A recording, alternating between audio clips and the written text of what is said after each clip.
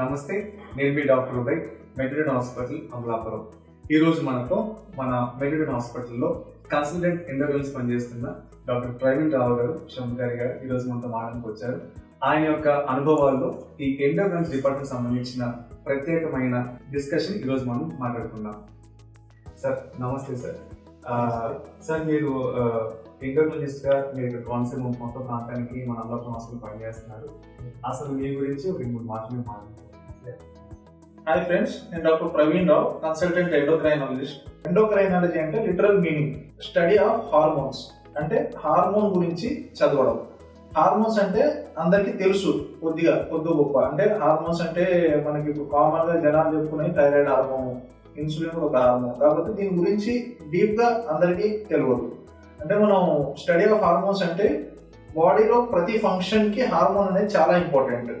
ప్రతి ఒక్క function, for example మీరు డైజెషన్ కావాలన్నా దాని నుండి ఎంజైమ్స్ రావాలి, ఇన్సులిన్ గ్లూకగాన్ అనే హార్మోన్ కావాలి, ఎత్తు పెరగాలంటే గ్రోత్ హార్మోన్ ఉండాలి, ప్రెగ్నెన్సీ రావాలనే కూడా హార్మోన్స్. ఇవన్నీ నేను డిస్కస్ చేస్తాను. అంటే మన ఎండోక్రైనాలజీ కూడా ఒక డిఎం సూపర్ స్పెషాలిటీ. అంటే ఇప్పుడు కార్డియాలజీ, న్యూరాలజీ లాగా 3 years కోర్సు. దీంట్లో మనం హెడ్ టు టో అంటే ప్రతి ఒక్క ఆర్గన్ కి సంబంధించింది మనం చూస్తాము. దాని గురించి మనం డీటెయిల్ గా ఇప్పుడు డిస్కస్ చేద్దాం. ఓకే సార్, సింపుల్ గా చెప్పాలంటే ఎండోక్రైన్ అంటే కనుక హార్మోన్ సంబంధించిన డిపార్ట్మెంట్ అనుకోవచ్చు. ఈ హార్మోన్ సంబంధించింది సార్, మీరు కంప్లీట్ లో బాడీలో ఉన్న అన్ని గ్లాండ్స్ గురించి మీరు ట్రీట్మెంట్ చేస్తారా, లేదంటే ఏమైనా ఉన్నాయని ఒకసారి చెప్పండి సార్. Good question.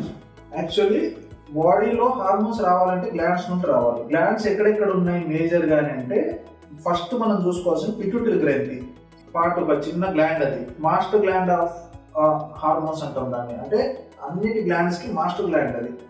దాంట్లో నుండి వచ్చేది hormones. For example growth hormone అంటే ఎత్తు పెరగడానికి, ప్రొలాక్టిన్ అంటే ఇప్పుడు పిల్లల్లో లేడీస్ డెలివరీ అయ్యాక పిల్లలకి పాలు కావాలంటే ప్రొలాక్టిన్ కంపల్సరీ. ఆక్సిటోసిన్ అని అంటే డెలివరీ అయ్యే ముందర యూజ్ అయ్యే హార్మోన్. దాన్ని మనం ఈవెన్ లవ్ హార్మోన్ అని కూడా అంటాం. ఆక్సిటోసిన్ కానివ్వండి, dopamine happy hormone, oxytocin love hormone.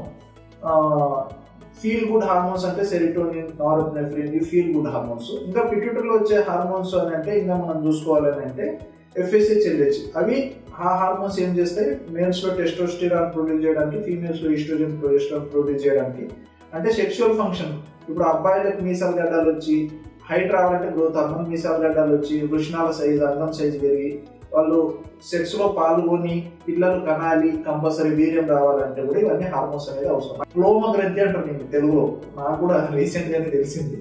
క్లోమ గ్రంథి అని అంటే దీని నుండే మనకి ఇన్సులిన్ ప్రొడక్షన్, గ్లూకగాన్ ప్రొడక్షన్, అన్ని రకాల ఎంజైమ్స్ వస్తాయి. ప్యాంక్రియాస్ ఉంటాయి. అంటే షుగర్ కి మూల కారణం ఈ ప్రాబ్లం, దీంట్లో ప్రాబ్లం ఉంటే వస్తుంది. ఇవి కాకుండా కూడా చిన్న చిన్న ఇంకా చాలా రకాల మెలటోనిన్ అనేది స్లీప్ హార్మోన్ కూడా మనకి పైనియల్ గ్లాండ్ నుండి వస్తుంది. దాని నుండి మనకి స్లీప్ ప్రాపర్గా ఉండాలన్నా, నిద్ర సరిగా రావాలన్నా, నిద్ర ప్రాబ్లమ్స్ కూడా మన ఎండోక్రైన్ రిలేటెడ్ సబ్జెక్ట్ ఇవన్నీ.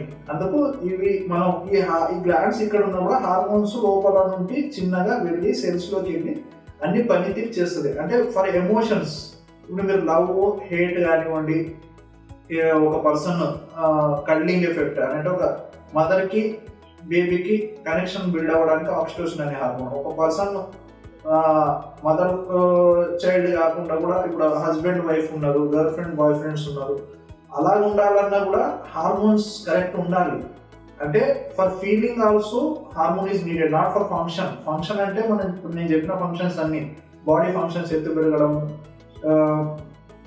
డైజెషన్ కావడము అండ్ స్లీప్ రావడం, ఇవన్నీ కాకుండా కూడా మీకు ఫీలింగ్స్ రావాలన్నా కూడా డెఫినెట్గా హార్మోన్ అనేది మనకి చాలా ఇంపార్టెంట్ థింగ్. దీన్ని మనం ఇగ్నోర్ చేయకూడదు. చాలా మంది డిప్రెషన్కి వెళ్తారు, సూసైడ్ చేసుకుంటున్నారు అండ్ చాలా రకాల కాంప్లికేషన్స్ ఫేస్ చేస్తున్నారు. దానికి కూడా one of the reason is hormonal imbalance.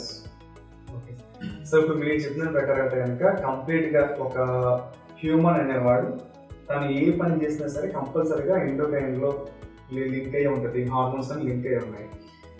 మనం అనుకోవచ్చు ఏ పేషెంట్ చూసి సరే ఇప్పుడు ఈ మధ్యకాలంలో బీపీ కానీ షుగర్ కానీ కామన్ అయిపోయింది. మేము అనుకోవడం ఏంటంటే కనుక బీపీ షుగర్ అనేది కేవలం వంశపరంపరగా వస్తాయి అనుకుంటున్నాం, కానీ మీ మాటలో నాకు అర్థమైన విషయం ఏంటంటే కనుక అది కేవలం హార్మోన్స్ అనేవి లోపించడం వల్ల మాత్రమే బీపీ షుగర్ వస్తుంది అనుకుంటాం. ఈవెన్ ఇప్పుడు మనం షుగర్ని మనం వరల్డ్లో ఇండియానే మనం క్యాపిటల్ అనుకుంటాం డయాబెటీస్లో. సో డయాబెటీస్ అనేది అసలు ఎందుకు వస్తుంది, ఏ హార్మోన్ వల్ల ఈ డిసీజ్ ఒకసారి మీరు చెప్తారు? It's good question actually. ఇప్పుడు తను అడిగిన ప్రకారం మనకి ఇవన్నీ అనువంశిక అనుకుంటున్నాం, కానీ 80% ఆఫ్ ది డిసీజెస్, ఈ లైఫ్ స్టైల్ డిసార్డర్స్ నేను చెప్పిన కదా, షుగర్ కానీ, థైరాయిడ్ కానీ, బరువు కానీ, ఈ సెక్షువల్ ప్రాబ్లమ్స్ కానీ 80%, ఈవెన్ షుగర్ కూడా 80% వచ్చేది లైఫ్ స్టైల్ నుండి. అంటే ఇప్పుడు మీ ఇద్దరు పేరెంట్స్కి షుగర్ ఉందనుకోండి, ఫర్ ఎగ్జాంపుల్, మీరు లైఫ్ స్టైల్ ప్రాపర్గా మెయింటైన్ చేసి, వెయిట్ ప్రాపర్గా మెయింటైన్ చేసి, డయట్ ప్రాపర్గా మెయింటైన్ చేసి, బ్యాడ్ హ్యాబిట్స్ లేకుండా కరెక్ట్ టైం ప్రాపర్గా మెయింటైన్ చేస్తే మీకు షుగర్ అనేది రాదు, 80% రాదు. అదే మీ ఇద్దరు పేరెంట్స్కి షుగర్ లేదు, మీరు వెయిట్ ఎక్కువ ఉన్నారు, smoking, drinking and sedentary life style, ఇష్టం వచ్చినట్టు జంక్ ఫుడ్ తినడము, ప్రాపర్గా ఎక్సర్సైజ్ లేకపోవడం, ఇవన్నీ చేస్తే మీకు 80 to 90% కాదు 100% షుగర్ వస్తుంది. అంటే నేను చెప్పాలనుకుంటున్నది ఏంటి, మీరు లైఫ్ స్టైల్ మెయింటైన్ చేస్తే ఈవెన్ మీ ఇద్దరు పేరెంట్స్ ఉన్నా కూడా మీరు షుగర్ రాకుండా చూసుకోవచ్చు. లైఫ్ స్టైల్ మెయింటైన్ లేకుంటే మీ ఇద్దరు పేరెంట్స్ హెల్తీ ఉన్నా కూడా మీకు, అంటే దీనికి జెనెటిక్స్తో ఒక 10 to 20% మాత్రమే రిస్క్ ఉంటుంది, genetic risk. Apart from that, there is no other factors which contribute except your lifestyle. And sugar అనేది ప్రపంచంలోనే అతి ఇప్పుడు మహమ్మారిగా మారుతున్న వ్యాధి. It is the one of the most common killer of the world and it is most common disease. Complications వచ్చి patient, ఇప్పుడు ఒక షుగర్ పేషెంట్ ప్రాపర్గా షుగర్ కంట్రోల్ లేకుంటే heart attack, stroke, kidney fail, డయాలసిస్లు, నరాల మంట, నిద్ర రాకపోవడం, సెక్షువల్ ఇబ్బంది, స్కిన్ ఇన్ఫెక్షన్స్, ప్రతి ఒక్క బాడీ పార్ట్ ఎఫెక్ట్ వచ్చేస్తుంది.